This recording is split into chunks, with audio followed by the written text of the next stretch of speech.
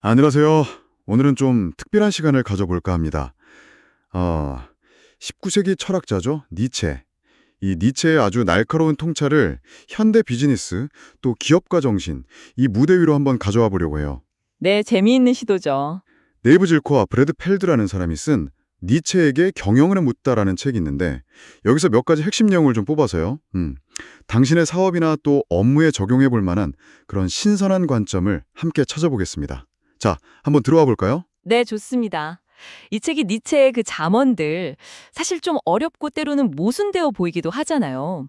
이런 것들을 이제 기업가적인 시선으로 아주 흥미롭게 풀어냅니다. 기업가적 시선이요? 네. 단순히 뭐 성공 비결 같은 걸 나열하는 게 아니고요. 우리가 어쩌면 너무 당연하게 여겼던 비즈니스의 어떤 기본 전제들 이런 것들에 대해 다시 한번 근본적인 질문을 던지게 만들어요. 뭐 혁신이라든지 리더십 또 비업 문화 같은 것들이요. 그렇군요. 그럼 첫 번째로 다룰 내용부터 좀 볼까요? 바로 자신만의 길찾기입니다. 니체가 이런 말을 했죠. 이것이 지금 나의 길이다. 그대들의 길은 어디 있는가? 마치 그 정해진 하나의 길이란 건 없다고 말하는 것 같아요. 정확합니다. 네. 니체의 그 관점주의 사상을 빌려와서 사업에는 정말 유일무이한 정답 같은 건 없다. 이 점을 아주 강조하죠. 음, 물론 뭐 업계에 경험 많은 사업가나 투자자들이 선호하는 어떤 뭐랄까 표준 방식 같은 건 있을 수 있어요. 예를 들면 비슷한 계약 조건이라던가 이사회 구성 방식이라던가. 네네, 있죠. 근데 그게 반드시 당신에게도 최선이라는 보장은 없다는 거죠. 오히려 각자의 경험에 기반한 그런 확신에 찬 조언들이 막 쏟아지면 그게 혼란을 줄 수도 있고요. 책에서는 이걸 멘토 위플래시라고 표현하더군요. 멘토 위플래시요? 재미있는 표현이네요. 그러니까 여러 조언 속에서 길을 잃지 말고 결국 정답은 내 안에 있다. 뭐 이런 메시지일까요? 그렇죠. 그런 맥락이죠. 하지만 여기서 또 중요한 게 균형인데요. 균형이요? 네. 이 나만의 길이라는 게 자칫 잘못하면 그냥 독선이나 고집으로 비칠 수도 있잖아요. 특히 경험이 좀 부족한 초기 단계에서는 더 그렇고요. 맞아요. 그럴 수 있겠네요. 그래서 저자들도 뭐 무조건적인 혁신만 강조하는 건 아닙니다. 기존의 방식들이 왜 그렇게 작동하는지 그걸 이해하려는 노력도 필요하고 또 경험 부족에서 오는 실수를 경계하는 태도 이것도 중요하다고 봐요. 아하. 모든 걸 막 한 번에 다 바꾸려고 하면 그게 상품뿐 아니라 조직, 유통, 자금 조달까지 전부 다 새롭게 하려면 감당하기 어려울 수도 있죠. 그렇죠. 결국 니체가 말하는 건 그 성공 방정식이라는 게 그냥 복사해서 붙여넣는 게 아니라 당신의 상황과 또 가치관에 맞춰서 직접 코딩해야 한다. 이런 이야기로 들립니다. 현실적인 기반이 위해서 자신만의 길을 설계해야 한다는 거죠. 네. 자신만의 길을 찾는 것도 중요한데 또 그 길에서 만나는 어려움들을 견뎌내는 힘, 이것도 빼놓을 수 없을 것 같아요. 바로 이 지점에서 니체의 지속성에 대한 이야기가 나오더군요. 위대한 사람을 만드는 것은 힘이 아니라 위대한 정서의 지속이다. 이 말이요. 지속성, 이야말로 위대함의 본질이라고 본 겁니다. 정서의 지속. 네.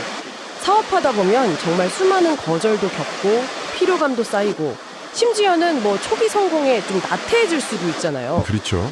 많죠. 이런 상황 속에서도 그 처음 가졌던 비전과 열정, 그 정서를 계속 유지하는 것, 이게 핵심이라는 거죠. 여기서 더 나아가서 책에서는 집착이라는 개념까지 제시하는데요. 집착이요?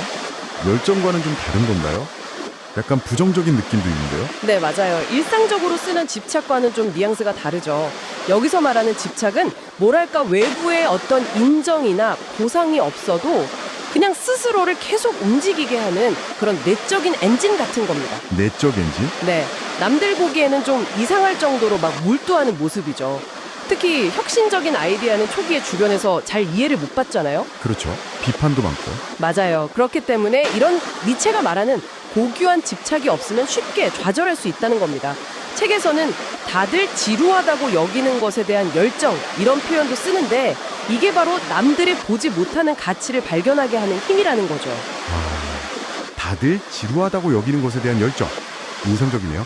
그것이 바로 위대한 정서의 지속의 한 모습이겠군요. 네, 그렇게 볼 수 있겠죠. 리더십에 대한 니체의 시각도 참 곱씹어 볼 만해요. 목소리가 큰 사람은 섬세한 것을 생각하는 능력이 거의 없다. 이 말은 좀 어떻게 받아들여야 할까요?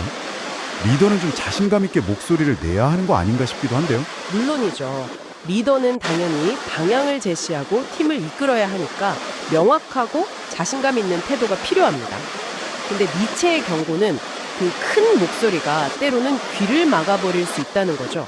아, 귀를 막는다. 네, 자신의 주장에 너무 확신한 나머지 팀원들의 어떤 중요한 피드백이라던가 아니면 변화하는 시장의 미묘한 신호들 이런 것들을 놓칠 수 있다는 거예요. 그러니까 강하게 이끌되 그 과정에서 경청하고 섬세함을 잃지 않는 균형 감각이 중요하다. 뭐 이런 이야기겠죠. 리더의 확신이 오히려 정보 수집이나 올바른 판단을 방해해서는 안 된다는 겁니다. 균형이 정말 중요하군요. 마지막으로 모방자에 대한 현실적인 조언도 있었어요. 니체는 모두가 창작자가 되길 바랬지만 비즈니스 세계는 좀 다르다. 이 현실을 직시하라는 거죠. 네, 그렇습니다. 예술가들한테는 각자의 독창성을 강조했지만 비즈니스에서는 필연적으로 누군가가 당신의 아이디어나 제품, 심지어 전략까지 모방할 수 있다는 현실을 받아들여야 한다는 거예요. 현실적이네요. 왜냐하면 사람마다 사업을 하는 동기가 다 다르기 때문이죠. 어떤 사람은 정말 창작 자체에 큰 가치를 두지만 또 어떤 사람에게는 모방도 그냥 효율적인 전략 중 하나일 수 있거든요. 모든 경쟁자가 당신과 똑같은 윤리관이나 가치관을 가졌을 거라고 기대하면 안 된다는 겁니다. 이런 현실을 좀 이해하고 미리 대비책을 세우는 게 중요하다는 거죠. 와, 오늘 니체 철학을 비즈니스라는 렌즈로 이렇게 들여다보니까요. 단순히 어떻게 성공할까? 이걸 넘어서 나는 왜 이 일을 하는가? 나만의 방식은 대체 무엇인가? 같은 좀 더 본질적인 질문들을 스스로에게 던지게 되는 것 같습니다. 네, 그렇죠. 자신만의 길을 찾고 또 흔들리지 않고 나아가고 섬세하게 소통하면서 현실적인 어려움에도 대비하는 그런 지혜. 오늘 저희가 나눈 이야기들이 당신의 생각에 어떤 새로운 물길을 터주는 그런 계기가 되었으면 좋겠습니다. 마지막으로 당신에게 질문 하나를 좀 남겨드리고 싶습니다. 니체가 그랬던 것처럼요. 당신이 몸담고 있는 분야나 아니면 일상에서 이건 당연한 거야 라고 받아들여지는 그런 통념들 있잖아요. 그런 것들에 대해서 정말 그럴까? 하고 한번 질문을 던져보시면 어떨까요? 어쩌면 그 질문 속에서 당신만의 새로운 길을 발견하게 될지도 모릅니다. 그 답은 아마 이미 당신 안에 있을 테니까요.